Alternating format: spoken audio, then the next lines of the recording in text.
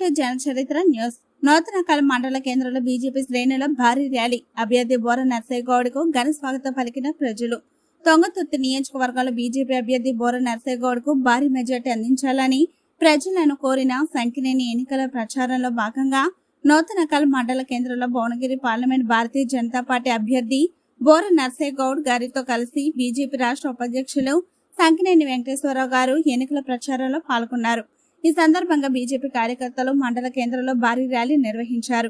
ప్రజలు అడుగడుగున బీజేపీ అభ్యర్థి బోర నర్సయ్య గౌడ్ కు మద్దతు పలికారు.